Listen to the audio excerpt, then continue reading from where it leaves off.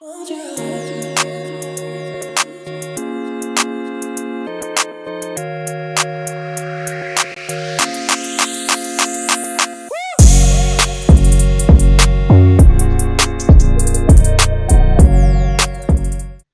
going on, people? Welcome to the Morning View. Welcome to your latest dose of Manchester United news here on United View. There's a lot to get into. A little bit of a new look. Big up, Josh.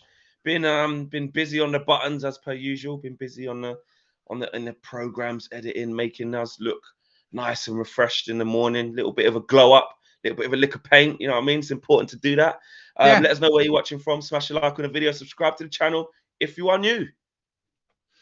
Yes, subscribe to the channel if you're new. I was waiting for a question, but good morning, everyone. No question. How just how throwing are it to you. Oh no, yeah, there's been a lick of paint from Josh this morning. I've come up with so many different virtual studio names at this point. We had obviously Panenka. We still have Panenka Studios. That's there for Match Day Reloaded after every match day. The Asylum was a fan favorite in the summer for the preseason games. Rest in peace, the Asylum. We've all been cured. We're out of that now. I don't know what this would be called. You can let us know in the live chat. You can let us know in the comment section below if you're watching after the fact. What is the morning viewness called? Let us know. Yeah, exactly. But just some of your comments straight away off the bat. Cliffbanger says this is dope. Josh with the paint job says Lil Yo-Yo. Good morning, says Alan. Big up everyone. Nice set, says Simon McGill. Morning, guys, says Harold. Big up everyone, says Tabislow. Joe Blackman says, don't blame my reckless general for this. Top of the morning, lads. Fresh as Sophia's football talk. She's liking the paint job as well. And cheers from Japan, lads. Let's go, says Sashi. Watching all the way in Japan. Creme de la creme view. The set is set in the Sanctuary, the Ozone, with love from South Africa, said Keegan as well. But we have got a lot to get into, though. We have got a lot of news to talk about while you guys talk about what the set is going to be called. Oh, the Lions Den. Southgate defends Maguire. We've got to talk about that. He launched an attack on the British on the British media and British pundits, and had a lot to say about Harry Maguire. Ten Hag also on the Sancho latest. Sancho has unpinned his tweet. Is there some progress? There's also been some reports from the Athletic regarding Jadon Sancho, so we'll talk about that. The new shirt sponsor is supposed to be very lucrative. It's supposed to be the biggest in football in shirt history, apparently. We'll talk a little bit about that. A little bit on the Takeover update and Scott McTominay update, and a little bit of an update on Lisandro Martinez as well. So a jam-packed show. But straight to the top, because this was big from Southgate. He went in, obviously England running out 3-1 winners against Scotland last night in a friendly at Hampden Park. Owen, what did Southgate say?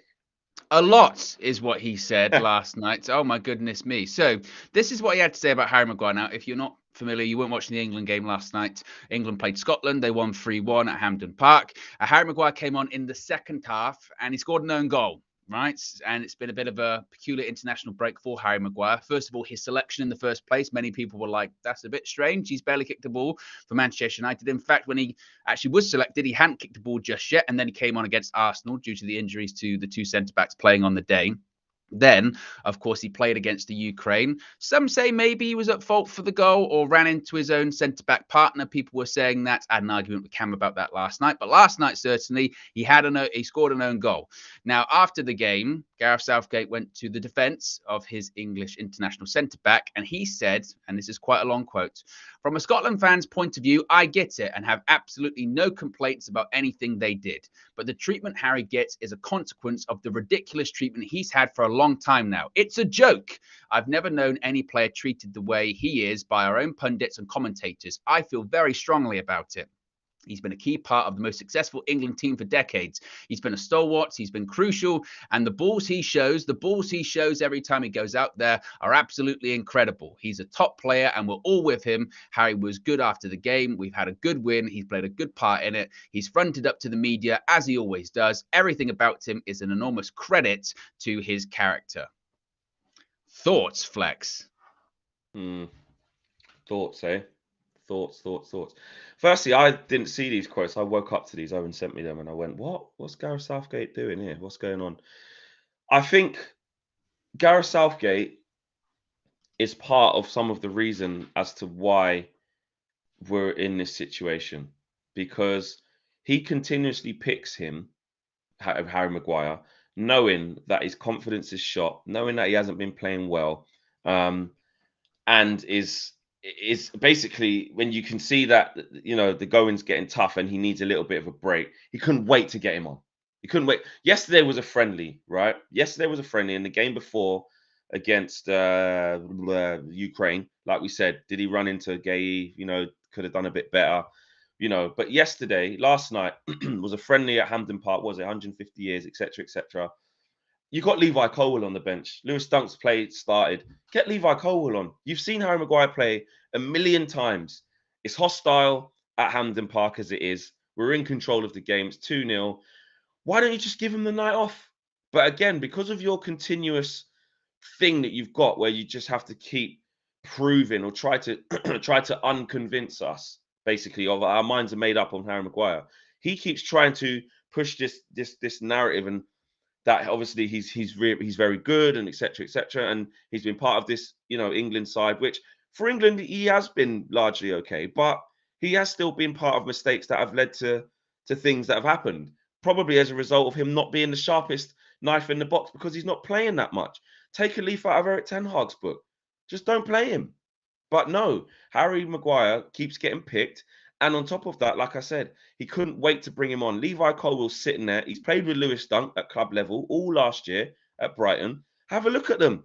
Let's have a look at them at 2-0 up at Hampden Park. When are you going to get in a friendly, by the way, not even a qualifier. So all of the things that that Southgate could throw into the ring to protect that decision, it's only ever going to fall back to, no, I'm going to play him. I'm going to show them. Go on, Harry. Go and score from a corner. Go and shut them up. It stinks of that. Like you're just trying to make it like, no, leave him alone. I'm going to show how much I back him. We know how much you back him because you play him all the time and you pick him in all the squads, even though he don't play for Man United. And it's only going to get worse not playing at Man United. So we know that you back him, Gareth. You don't need to keep proving it. So that's the first thing I will say. But what I do agree with, though, and some people don't like to hear this, I do feel it is excessive. Like, with what I haven't seen this for a long time. Yes, because people say he's a donkey, he's not good, or yeah, I've never seen a player this bad before. But when people say like, oh, he's championship level, he can't play, he's awful, the worst centre back I've ever seen, I don't believe that's true. I don't believe that's true. He's not good enough for Man United, and his confidence is shot. If he would have went to West Ham, perfect. Yeah, that's his level. The problem is he's still at Man United where it's untenable. The fans are onto him, opposition fans are onto him, and he needs a new start. Do I respect his mental strength though to like keep wanting the ball, keep going? I do. Like it must be tough. He's a walking, living meme. Like here in the whole of Hampden Park, heckling just at the fact that you made a successful pass. Like that is tough. And I can when say Maguire came on against Arsenal, the fans cheered. The fans cheered. And then you look at how the goal happened. It wasn't exactly his fault, but it gives opposition hope. It changes the atmosphere. By having Harry Maguire on, you are giving the opponent, whether it's atmospherical, is that a word? Yeah.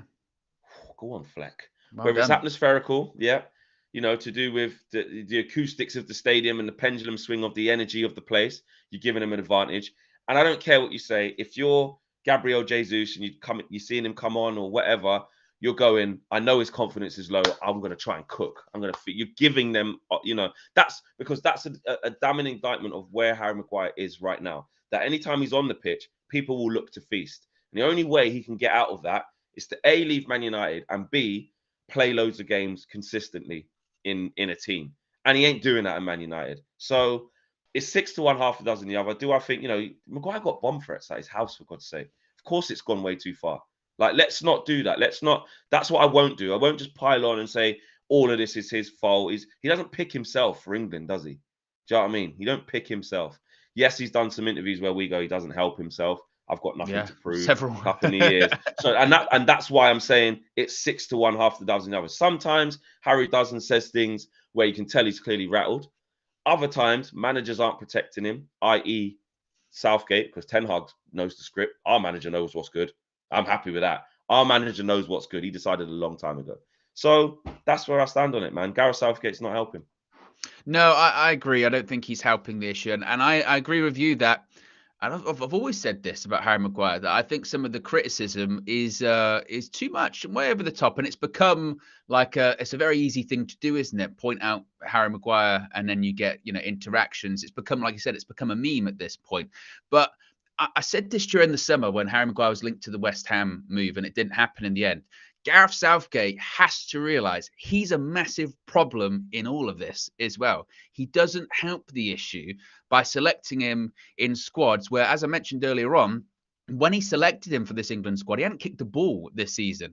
And he came on against Arsenal just before the international break. He's way down the pecking order at Manchester United. He was last season. He will continue to be this season, despite injuries happening to the centre backs. And also, as well, clearly is lacking confidence and lacking sharpness because he doesn't play. And every time he does come on, he makes a mistake. So, again, it's just it gets worse and worse and worse. What Harry Maguire needed in the summer, it was clear, was time out of the England squad. He needed to move away from Manchester United because whilst I don't think he's good enough to be a Manchester United centre-back, I think he's a Premier League centre-back. I think a move to West Ham would have been perfect for him. He needed regular game time at West Ham.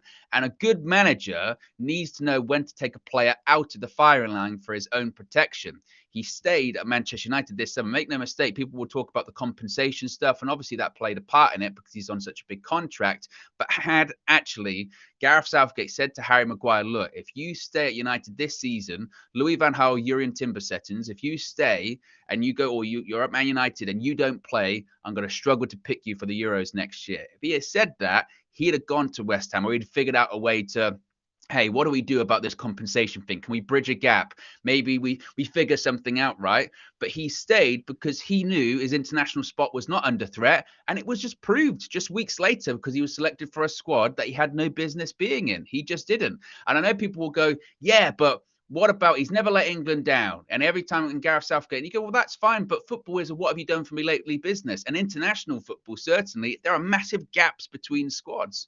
And he just shouldn't be in there on form and regular playing time at the moment.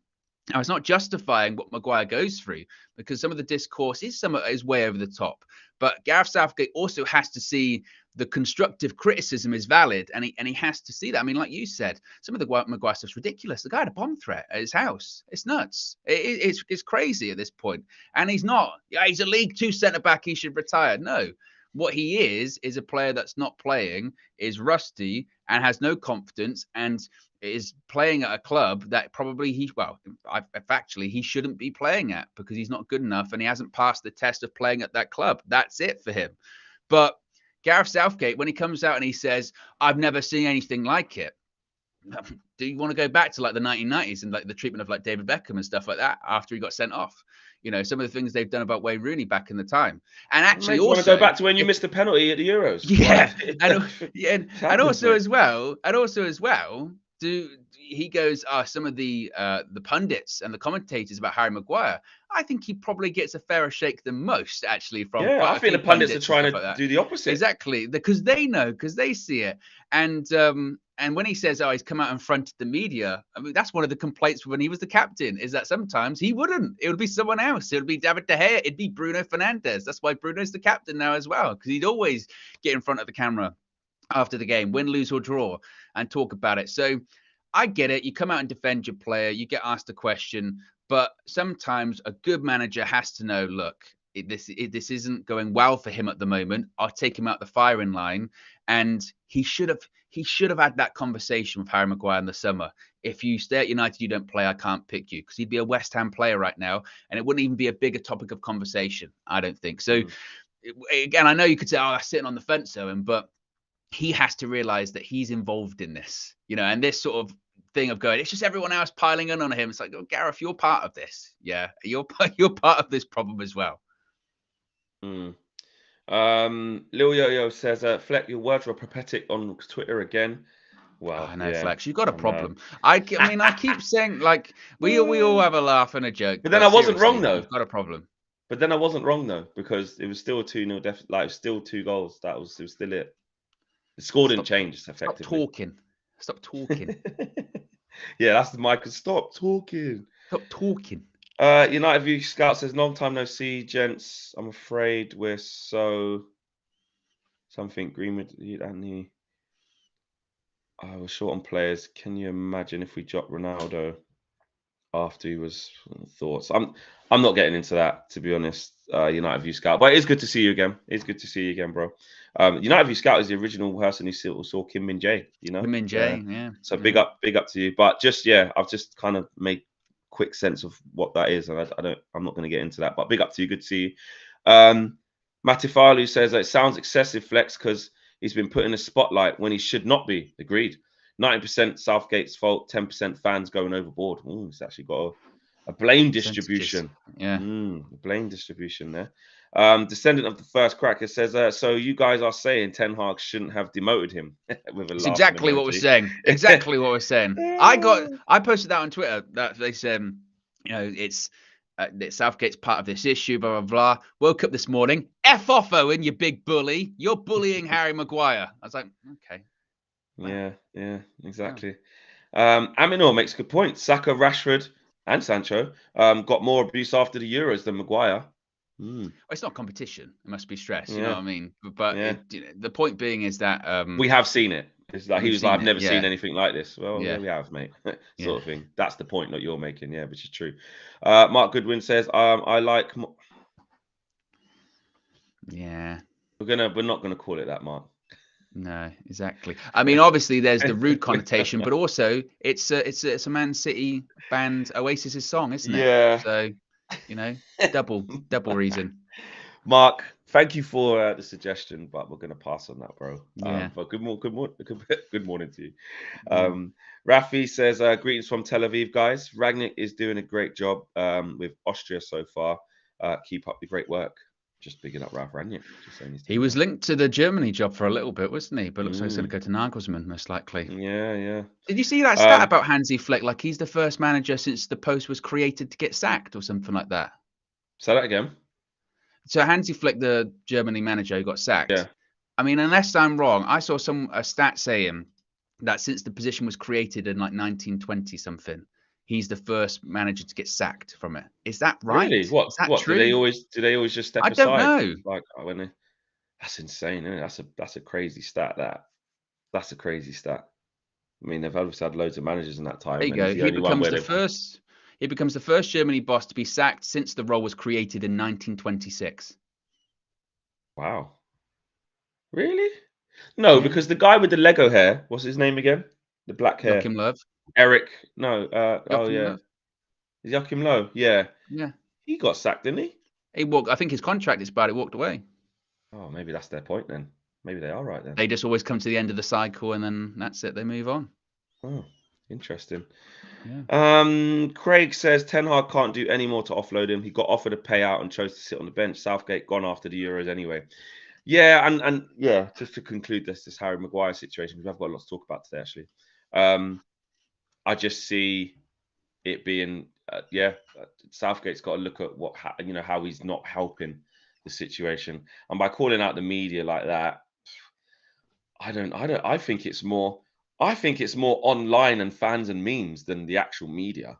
Like when I think other ex-pros try to talk as politely as they can about his situation. Some even to the point where we're going, oh, come on. Like Graham Souness, where we say that again. Look at Gabby Agbonlahor, who always says crazy stuff anyway. Always backing him. Or someone like Gary Neville won't say, oh, it's an absolute disgrace. He shouldn't be playing. He's not fit enough to wear the shirt. Gary Neville will never say that about a fellow professional. He'd always say, he's having a tough time. Eric Ten Hag doesn't fancy him, but he's done well for England. Actually, he's wrong. I don't see the media doing that on Harry Maguire. No, this is what I'm saying. I don't see. Yeah, the media, that DK says there, the media are the ones who are defending him. It's mostly the fans. It is. It's the stadiums. It's the online trolling. That's what I said. It's not commentators and pundits or anything like that. Sam Matterface on commentary don't say, well, I don't know why he's playing. He's absolutely awful. Yeah. Yeah. Interesting. Very interesting. Let us know what you guys think in the chat, which you guys have been doing already. Magnus says, what do you guys think about Sancho being in New York for that party? Normally I would have been cool, but seems bad timing and the picture wasn't on his Instagram. We'll talk about Sancho in a minute now. And Yoppie, I think I've said that correctly. If I haven't, apology. Says, on the next F&K show, we need some perm boxes. On the next Flexing KG show. Oh, what? What, because we did the court thing? I don't know what you mean. I'm not sure. Yeah, not sure. Nathan says they're going hard on Jaden this morning. When will this end, man? Big up. Hope y'all both good. Have a good day, UV family. Yep, getting to that now. And prime Harry Maguire or prime Titus Bramble. Ooh. Maguire, come on. I'll say prime Maguire. Yeah, I'll say prime. Yeah. Shout out Titus Bramble. Yeah. He was like the Harry Maguire of back then. He was. Yeah. Everyone's saying Bramble's better. Come on, guys. Come on. Anyway, Owen, yes, James Sancho, because actually, let's get serious now. Yeah, there's a lot. There is a lot here. involved in all of this. Right, so let's start off from yesterday. Jadon Sancho, first of all, deleted the pinned tweet. The pinned tweet no longer exists. So that's it's a start. It's a start. Well, maybe. Road to redemption. That pinned tweet, that statement that was placed out after the Arsenal game, disputing what Erik ten Hag had said, that's gone. It was then reported by the likes of Jamie Jackson and others. While talks are ongoing regarding Jadon Sancho's future, his decision to remove his Twitter post is a sign that he wants a positive outcome and is also being viewed as a positive move by Manchester United. But then this morning happened, Flex, because The Athletic writes an article which is pretty damning, to be honest, when it comes to Jadon Sancho and Erik ten Hag's relationship and his frustration, certainly, with Jadon Sancho as well. So The Athletic says that Erik ten Hag had become increasingly exasperated with Jadon Sancho's punctuality and what he perceived as sluggishness in training. That's also not gone unnoticed by some of his teammates, some of whom share the manager's sense of frustration. The issues at Manchester United date back to last season when Erik ten Hag and his coaches tried to get Jadon Sancho to arrive on time by setting up his schedule at least 1 hour earlier than the rest of the squad. This tactic had some initial success before Sancho fell into familiar patterns. It continues by saying one source close to Dortmund noted that although, quote, Jadon was mentally tough on the pitch, he could be, quote, quite childish and unprofessional with little things. Occasionally missing team meetings or oversleeping were viewed as problematic. So basically, Flex, and I think that's everything. Yes, that's everything involved in that from this morning. Basically, I mean, the biggest thing to take away from that for me was that you've got a guy. If this is true, actually, let's preface this. If this is true, because it's quite an indictment on his professionalism, really, isn't it? If it is true, if it is true that you've got a player that's on 350k a week, something like that, and you have to set his schedule an hour before the rest of the squad to get him to arrive on training on time, not even early, on time. That's a massive problem. And then Ten Hag's, concerns that he's, sluggish and, having issues arriving on time and promptness. That's a massive, massive, massive problem. We spoke about this before. I said it could be a case of, he's dropped Marcus Rashford to the bench for being like a minute late to a team meeting. If Jadon Sancho is showing up like hours late to training or missing training, or I mean, just think about that. This is why some sort of look at it and go, it's somewhat tough to believe, because imagine having to do that. Like, you're gonna have to set your schedule an hour earlier to get you to arrive on time. Surely you sit down with the person at this point and go, that's ridiculous. What are we doing here? These professional footballers. I hope that's not true, man. It's really uncomfortable reading that, because you don't. Well, I can speak for me anyway. I don't know how everyone else. I don't want to believe that. Do you know, like, because I've seen character assassinations of players. So again, this is why when it became public, I just didn't want it to be this, because now it's a free for all for journalists to kind of write what they want, and we have to try and decipher. I always go back to your analogy of sifting for gold. We have to do that. We have to see things like that do fit into a narrative that's been pushed, where you read it and go, that could be true, but it might not be, because that's just the extra added stuff, because it's already a situation here. And I've seen character assassination, even when they started going in on Sancho, saying sometimes he's miserable, sometimes he was moody. When they started doing that, shy. He's shy. Yeah. Sometimes he's too overexcited. Newsflash: people have different moods, different days. Like, let's not do that. Let's just keep it to. He put a statement out undermining the manager. What should be the consequence? But because it was played out in public, now we're getting this, and that's where I'm uneasy. When I see that, all I can speak about is, like you're saying, if it's true. If it's true, if that is true, that is disgusting. That's disgraceful if that's true. But I can't sit here and talk in absolutes. This is where this is prime flex when you say sitting on the fence, because I don't know whether that's true or not. Like I feel uncomfortable going in on Jadon Sancho and say, get him out of, how can he have to come an hour early? That is just to be on time. This is what I mean about him. And then, it may come out later that that's not true. I don't know if that's true. Mm. So that's what's uncomfortable. But if it is, because the reason why I think it could be true, and this is what makes me feel uncomfortable, is because you see in the narrative that's been put out there about, when the scapegoat sort of situation happened at Dortmund, there's been some issues at England. Southgate has maybe spoken about it. And it feels like there's a little bit of a repetitive pattern here. Ten Hag trying to sort out whatever happened last year, but we didn't really speak about that again because that could have been extremely personal. It could have been going through something really deep, really dark. It could have been mental health issues. It could have been family. We don't know the reason why he was off for 3 months. But if this is all tied into one and all it is negligence from Sancho's part, then it's very damning. It would be very damning. So I don't know, man. I feel and you can call me fence sitting, but I'm just telling you how I honestly feel, because I've seen when players have been torn down for character assassination. They've done it with Sterling. It happens all the time. Happened to Dele Alli just not long ago, and then the guy had to come out and explain what's been going on in his life. So I've learned a lot from seeing how media write about players as well. And I'm not just, it is something that does happen to a lot of black players as well. So I'm always skeptical of that, of like character assassination. And I'm not making it a race thing. I'm just saying how I feel honestly to you guys. But so I'm uneasy to just believe it. However, that the actions that he's done, I stand by it, because some people have been saying to me on social media, Flex, let it go. Like Ten Hag was wrong. Like, because I'm saying Sancho shouldn't be in the team against Brighton. You guys know my stance. It's not just me blindly backing the player, and you know me. I'm down the middle. Ten Hag needs to show he's in control. And I did think that taking down a tweet was a start. That's the start of something, isn't it? It's the start of something, because you're taking it down. Why have you taken it down? And you haven't just unpinned it, you've actually deleted it. So that is you saying, okay, one of two things. Either one, you want to start moving forward, or two, part of the agreement of you getting reintegrated is absolutely, which it should be, you can take that down now.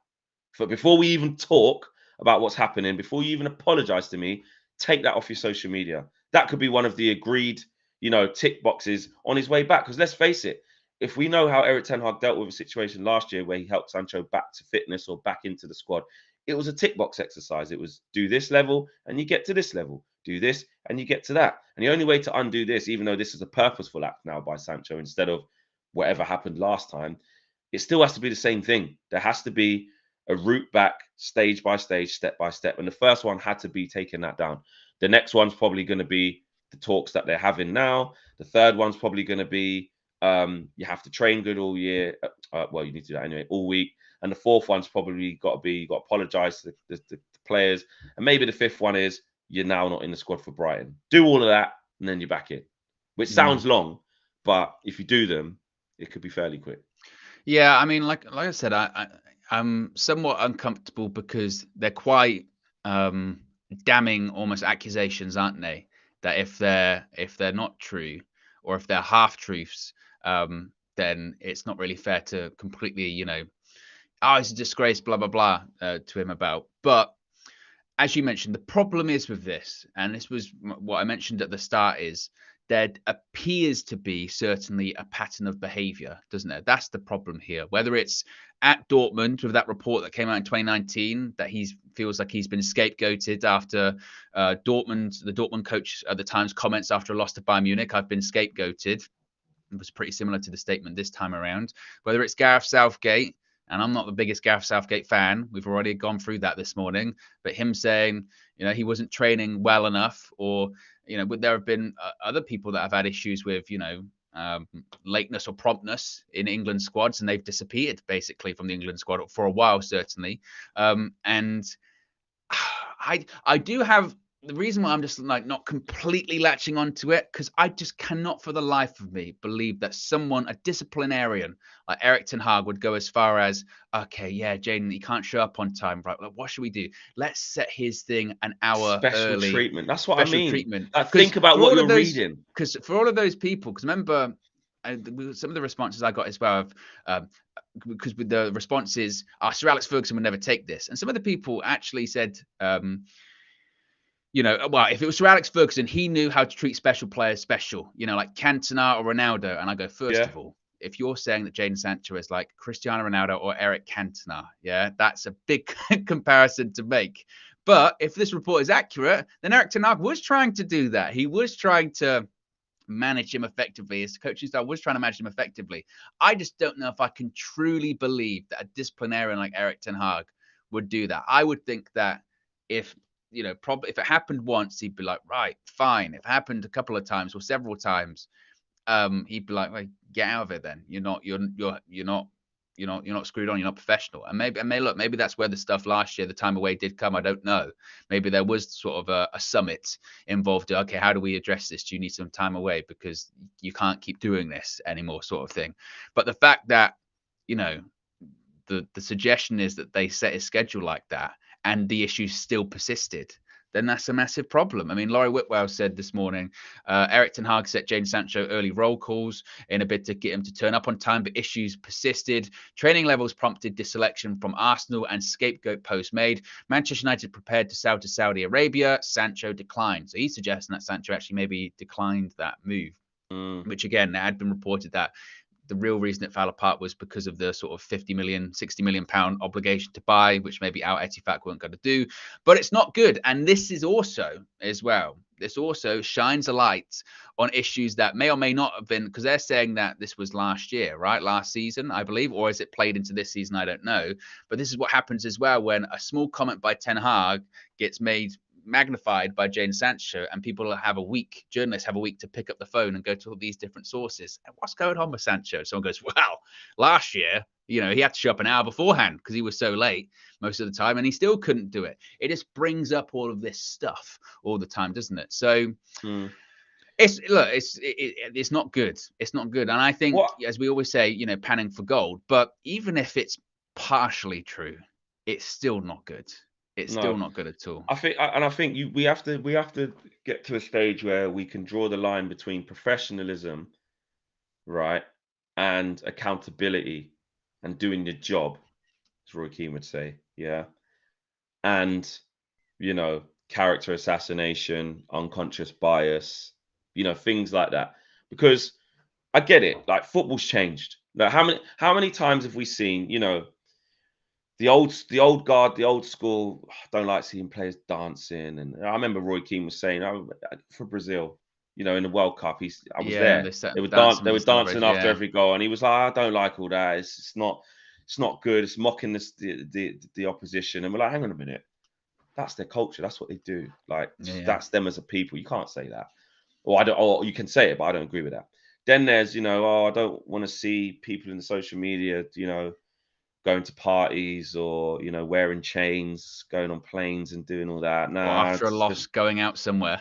Yeah, you shouldn't go for dinner. One, no, back in my day, we wouldn't be seen dead if we lost. Like things have changed. The way the players dress. In like American sports and stuff. Like, and I know it's not football because that's what people try and defend it and say it's not football. Like, people they have like tunnel cam where the players literally dress up for the NBA. Yeah, I mean, show up. Who's got the? I love it. I love that. I love that. I think it's crazy. Wicked. But obviously in football, it's not that. You're in your team tracksuit. I'm not saying football should change, but people express themselves. You got players doing podcasts now while they're still playing. It's an ever-changing game, and sometimes we don't like to move on with things, but there is still a line that can't be crossed, which is straight up professionalism and accountability. Be here for this time. Yeah, be here for this time. If you're not there on this time, there's no excuse, bro. There's no, you're just being horrible to me, or you're just be on time. It's the same at Sunday League, mate.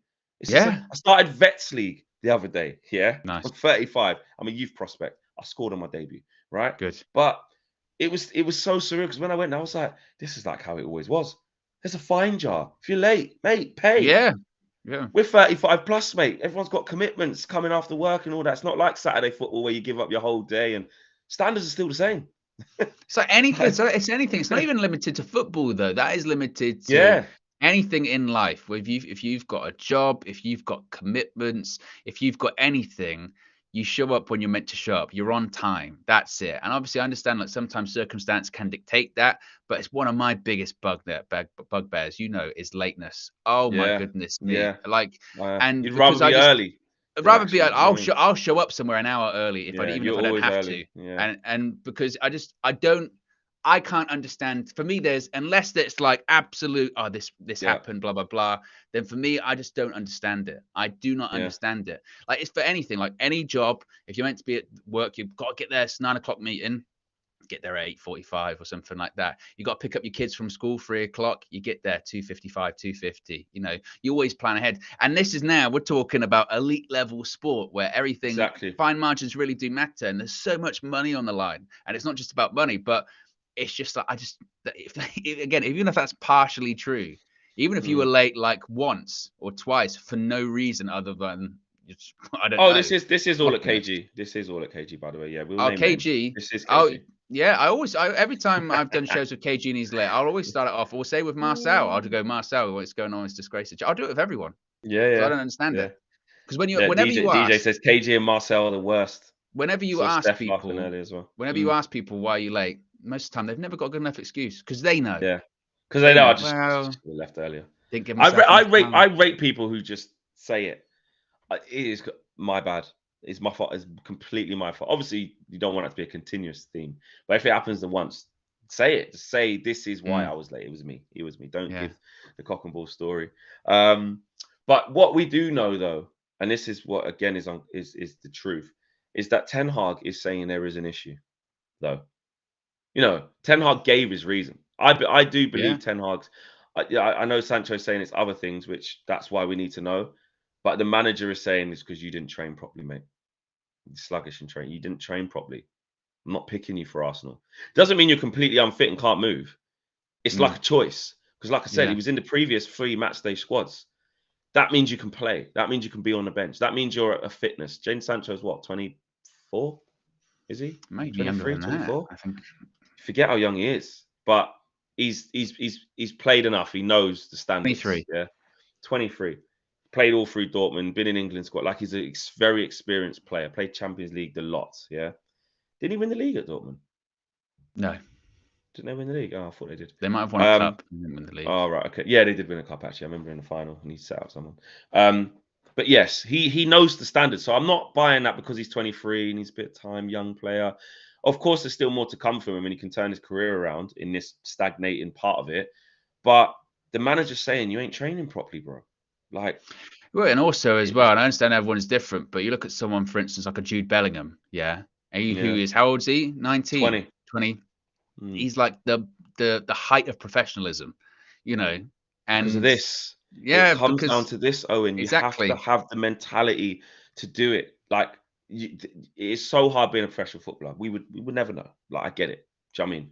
But from talking to people in the game, ex-pros, current pros, like friends that I've had who used to play, who maybe didn't even make it to the top level, but say how hard it was, who have failed footballers that didn't work out. They tell me I've had a lot of conversations with people of like just how switched on, way more than the talent side of it, that you have Oh, to be. You have to have good absolutely. people around you, first of all, that helps. You have to have commitment. And when you hit that stage of, you know, adolescence, when you're changing from a teenager into a man, all these things, your friends want to start going out, they want to go clubbing, they want to go do whatever, drinking or whatever they're doing, staying out late. And you're like, I'm an academy player, I've got to be up tomorrow. I'm in. Do you know what I Yeah. mean? Or you might meet a partner and you might get distracted, or you need so many things to be working correctly Mm. with the talent to be good enough to be at this level. And then when you get to like Man United, 70 odd million, 300, it's a different pressure. And I just wonder that what's his mindset like? Like, does Mm. he have it? And Yeah. that's what's not looking good right now, because the best players are able to, it's the mentality thing. When Rashford had the bad year, his head was all over the place. You could see it. can't tap in. We know you're a decent player, Rashi. We know you're better than this. But he looked like he couldn't control the ball in that Rangnick season. He was arguing with the fans. He wanted to fight someone, like, you know, who goaded him. So, you know, and then the second season, he gets his head right. He was out there in Oregon or wherever he was at the Nike thing, putting it in. Then look at the season he had. Mentality. Like, you got to have it, man. And I just hope that Jaden does. I hope that Jaden does have it so that he can move on. Brain says, shame on you, Flex. You didn't watch KG on Comedy C. No, I did when he got the wrestling moves done on him. I saw that. Yeah. That was funny. I just didn't know that's what it was called. Lil Yo-Yo says, Flex, you should try fencing. You would win the gold. And Tina says, Sancho had the same problems at Dortmund. Come late, and so some other things. There are often other players that are fed up with Sancho coming late as well. So we'll see. Do you think that's the beginning of this happening? We'll quicken it up for the rest of the things, Owen. But do you see that this statement coming out soon? Like, you know, when we were kind of predicting. I don't know if we'll get a statement, but it'll be resolved. Again, I think he'll play for United again, but long term, I still think he'll probably end up going maybe January, maybe next summer. But I just don't see it working out. But there you go. Yeah, 15 minutes and 4, including Lisandro Martinez, things to talk about really quickly. So we're going to do it. But those two were really important. I think we have to spend a lot of time on them. But the new shirt sponsor. Yes, so it was reported last night that Snapdragon will be Manchester United's new shirt sponsor beginning next season. Manchester United, according to Simon Stone, believe their new shirt sponsor with Snapdragon will be the largest in the world, exceeding £60 million a year. Does this mean the Glazers are staying? Flex, it means they're staying. Snapdragon, they're paving the way for the Glazers to stay. They're not dragons, they're snakes, is what it is. Yeah, we touched on this a bit yesterday, didn't we? Now it's obviously official, but I know people are saying this. I saw some people saying, like, no, this is why, that's it now. Nobody go to games. Steve Run said, time to boycott the new sponsors, just like we did with TeamViewer. Yeah, listen, people need to do what they need to do. We need to come together and be against the Glazers. But I don't think that this means that they're going to stay. We've always had great shirt sponsorship. We've always had high levels of sponsorship because we're Man United. We're always going to get it because we're Man United. Do you know what I mean? That's still not going to give the Glazers 6, 7, 8, 9, 10 billion to sell. Like 60 million a year. Pay for the stadium. Doesn't pay for the stadium. It's not enough. Doesn't touch the debt. Yeah, I know. You know what I mean. I get it though. What it does do is you can say that it's still more money coming into the club. So, you know, they could put that in their back pocket. But I don't think it's as easy as that. Well, actually, it goes into the next topic really well, actually, regarding the shirt sponsor, because there's been a bit of an update on the takeover. And the update is there isn't really an update because it's been reported by Tom Morgan from The Telegraph that sources close to the Glazers have denied claims the takeover process has been shelved. So once again, there's complete denial, Flex. No, the takeover process hasn't been shelved. We're just weighing up the bids. We've just been weighing them up for a while. What kind of weight are they trying to weigh up when it comes to all of this? I don't know. I mean, tomorrow is Thursday. Oh, God. Yeah, I don't know. Whenever you hear a takeover thing at the minute, it's like, whatever, man. It's an eye roller. And also as well, like, it's probably, to be honest, they're denying it because last time a report came out saying that they were possibly going to take the club off the market, the stock price went in the bin. And they're like, well, don't say that again. Yeah. You know, every single time, let's push it out there. No, I'm still thinking about it. Thinking. Never doing, Flex. That's part of the problem with all this. Never doing. You just get fed up with it because we just don't know, do we? Like, we keep hearing things, and what we do know is that the Glazers are continuing to be who and what the Glazers are, which is leeches who are wanting more and more and more, and they just won't sell right now. And I think they will stay for the foreseeable next year or so, and just keep pushing. I think they're just going to keep pushing. We've got over 2,000 people watching. 308 likes, guys. It's been an engrossing show. People may have forgotten, you know, morning sometimes people like Jadon Sancho allegedly can be a bit sluggish. You know, sometimes you've got to shake it off, brush off those cobwebs, click the like button. That's it. And I say cobwebs quite literally where I am. The spiders are all around. You never know where they are. Yeah, exactly. Also, where are we at? No, we're all right with that as well. So I've got a question for you, Flex. Yeah. Does Scott McTominay walk into a Manchester United side? Well, according to Graham Souness, he does. He said last night during the Channel 4 coverage of England versus Scotland, and I quote, for me, talking about Scott McTominay, for me, he walks into Manchester United's side. Agree, disagree. Disagree. Because quite literally, he doesn't at the moment. No, he doesn't. He doesn't. But obviously, Graham Souness is Scottish. He was at Hampden Park, 150 years. He's in his feelings, isn't he? He hates Man United at all times. Said all the stuff about Casemiro. Yeah, he's a steady Eddie comments. Ain't that good. Martinez. He said a lot. He hates Man United. Okay, he hates Man United. Some things he has said are true. He said about Martial and things like that, just not very good, or etc. etc. And here we are, all these years later. But at the same time, he hates Man United, and it's in him to just be on Man United's case. So when he says things like that, I just don't listen. I just laugh. But we have said though about McTominay, where his best position could be, a bit higher up. If we use him correctly, could get a little bit more out of him.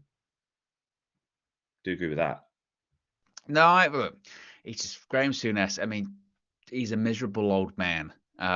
Basically, last night after the game, he was he salty? Was he like? Yeah. They got battered, mate. They were rubbish. No one kicked each other. Where's the physicality? Oh. He goes, because then he went, yeah, there was a bit of a punch up, and he went, oh, I'm not sure you can say that on TV nowadays. Punch up. I went, you can. You can say punch up. He's just the epitome of the old school thing that, like, he just can't get out of it, can he? He's proper, sour. I just used to hate when they would have him as a pundit for the United games, because it's like the Woody doll from Toy Story. You pull the string, you know what he's going to say. You know what he's going to say. There's a snake in my boot. Graham Souness, pull the string. It would either be, what about Pogba, Casemiro, I don't know, McTominay, it's something. That's what he would always say. So, look, he quite at the moment, he does not walk into Manchester United side at all. Ask Erik ten Hag. A couple of times he's been on the bench and he hasn't even got on the pitch. So, and I think he'll struggle now this season, in all honesty, because there's quite a few midfield options. And maybe a January move. He only made 12 starts last year. He's going to make less than that this year. So maybe a January move might be on the horizon for him. Flex, a bit of an update considering we're talking about our international players. Lisandro Martinez. Now, is it time to be a bit concerned about Lisandro Martinez? Because Lisandro Martinez was not involved in Argentina's matchday squad for their 2026 World Cup qualifier against Bolivia on Tuesday, after also sitting out the previous match with Ecuador. He has not played since coming off of a foot injury in the second half of United's 3-1 loss to Arsenal, although he did take part in training while away with the national side. So it's a bit of a strange situation with Leacher at the moment, isn't it? Because he came off, and then everyone was like, his foot again. Because he came off against Wolves as well, didn't he? And people said, yellow card. But then I think Varane came out and said, well, he felt his foot a bit something. We were like, okay. He comes off against Arsenal. We're all worried. Then we see him leaving the stadium, walking around, and Simon Petrus like, he's fine. He's okay. He's going out on international duty. And we were like, I guess he's all right. Cool. But now he hasn't played in any of these international games for Argentina. He wasn't even in the squad against Bolivia, but he has been training. Are we right to be worried that maybe his foot issue that we thought was fixed, maybe it's not completely fixed, or maybe there's an issue that might have to be refixed? Like when they have surgery and they go, it's great, and then a few months later they go, I've got to have surgery again. What's happened to Jesus? He had to go in and get some minor surgery just to fix it, and then he's having some pain in his knee. Because when that happened with Jesus, and I saw the Arteta press conference, and he was like, Jesus is going to be out. His knee just felt he had to go to surgery again because, and then look, he came on. Not that was only out for a couple of weeks with that. To be fair, I thought that would be much longer, but sometimes that clearly shows that you can have a bit of recurrence from the original operation. Did Leacher get an operation? He did, didn't he? Yeah, he did. I think clearly there's something there. Because it was at first he felt some pain. He felt something, and when they feel something, it's all precaution settings then from then. But he felt well enough to travel all the way to Argentina, to train as well. So you've been training, so that's positive. And what's his name? Scolari. What's the manager's name? I think so. Yeah, I think it's Scolari. He said that they wasn't going to take much risk. Like he's here, but we know he had issues in his foot. Scaloni, sorry, not Scolari. Phil Scolari, that's the one who was in Brazil before with the wicked moustache. but they were saying that they don't want to risk it really. So on one hand, it's good, but on the other hand, it's like, well, if he went all the way there just to train, then he You could may have as done well, that and all Carrington. that with how far it is as well. A bit Yeah, different for Luke Shaw. He went back to St George's Park. It's going to be yeah. down the road from Manchester, and it's not far. Get in his car and go down there, Mhm. but A bit like just to be with the Amrabat. boys. A bit like Amrabat, where Yeah, it's like I could stick around, but I should probably just go back and yeah. So, but he's all the way in South America, so I don't know. It does seem concerning because I think there's a issue. They're gonna have to get him in this week, and because what they don't want to do is risk him, and then you make it worse. So it could be Maguire Lindelof settings against Brighton. We Well, could don't know. also as well, you would think that again with him being sort of close to Carrington, they'd be like, well, okay, you came off because there was an issue.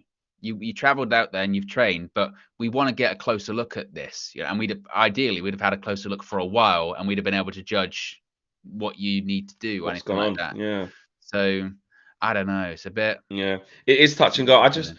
I know it's not because of entertainment. I just can't wait for Friday because I just want to know. I just need this press conference to happen because we want to know what's going on with Sancho. They probably won't talk about Anthony. You use the statements that have been put out Statement. already. I want to know about the fitness. I want to know what's going on with Lindelof. I know he was ill, but we need to make sure he's back. He Yeah. needs to be back. Like, not really many people talk about Lindelof, like, because I think we assume that it was just a sickness. I hope that is just the case. Did he go on international duty? Yeah, he was because he was Oh, with Elanga. Was he with Elanga posting up yeah, things? because he had he was interviewed because he was asked about a load of different things, I think, wasn't Oh he? yeah, because he asked about the Anthony thing and he said, "I'm not really Yeah. getting in." Yeah, yeah, yeah, yeah, yeah, yeah, yeah, yeah. Okay, yeah. So let's hope that he comes back in one piece. And also, well, because other than that, it's going to be Everton Amrabat, Maguire. you'd be That's asking that. about Amrabat as well, wouldn't Amrabat as you? well. You'd be That was the asking other about one. Mason How is he? Mount. Hoyland's played a couple of games off the Yeah. bench now.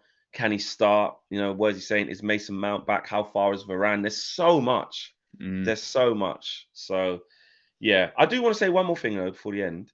go on. I thought Marcus Rashford was really sharp last night. He did look sharp, didn't he? He looked really, really sharp. Some good one-touch passes round the corner, setting people when he's supposed to set, making really good runs. Now look, it's against Scotland, but Scotland have been playing really well right now. That was at the minute. That was a potential banana skin for It's England, an especially atmosphere because as well, isn't it? the Hampden atmosphere Park.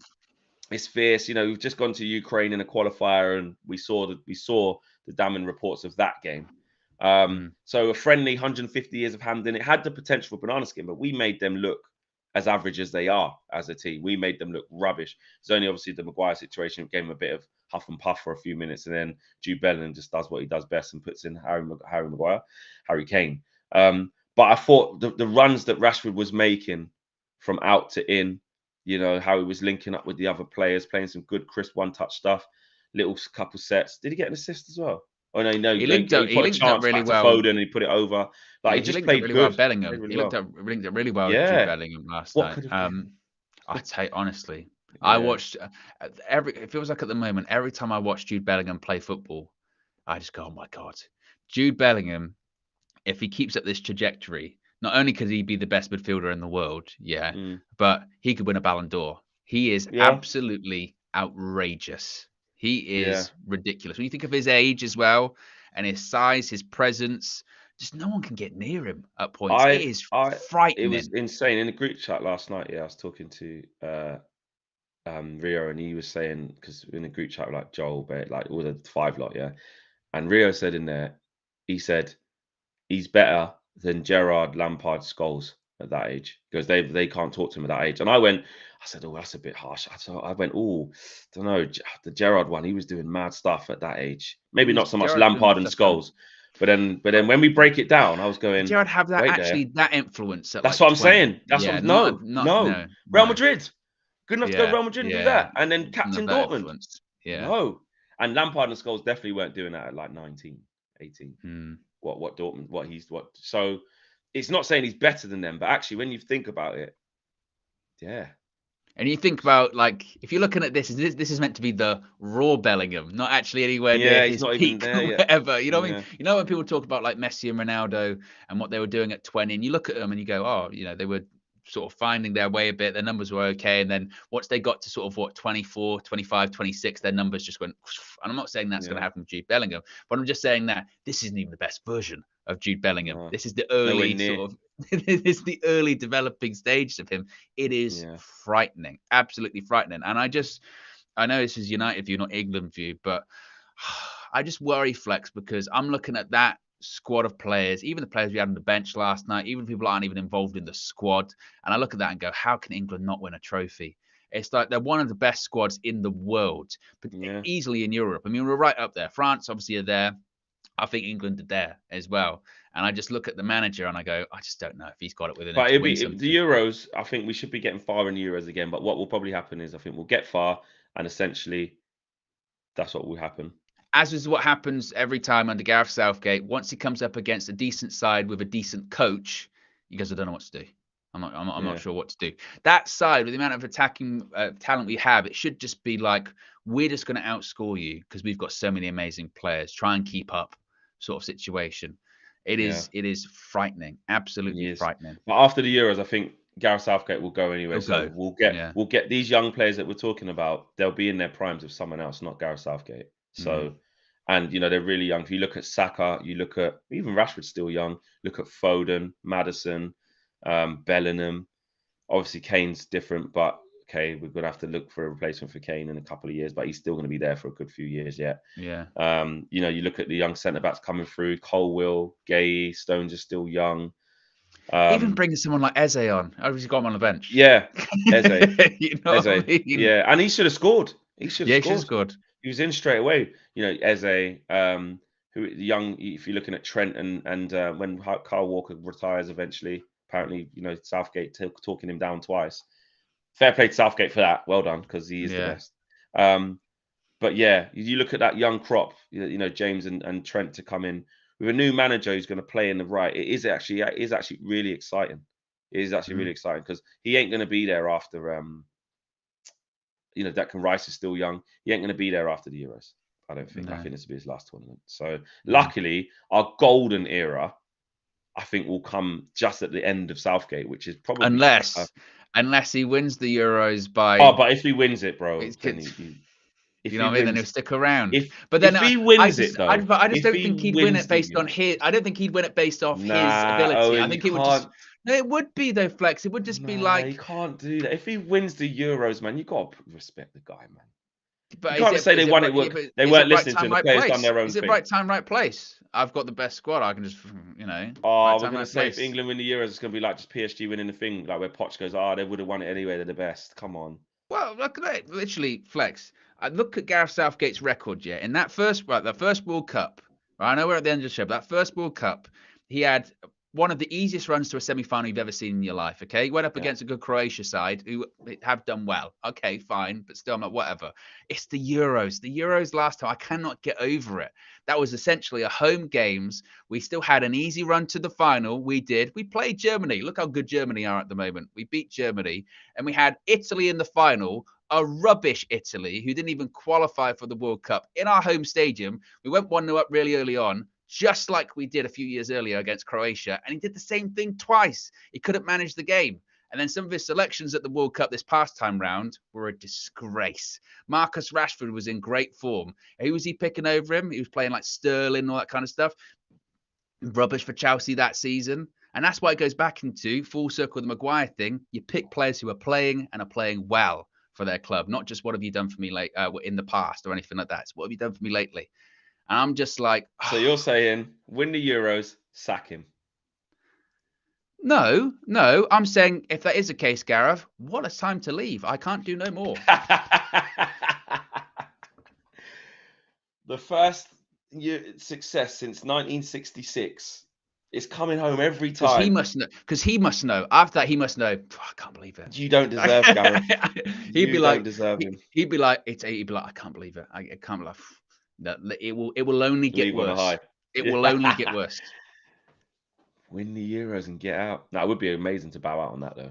Because I get why he went to the last World Cup. Because if you get to a final, even I'm like, we should have won that final. That was our tournament. It's difficult to sack him after a final. I get that. But it was after that last World Cup, I went, nah.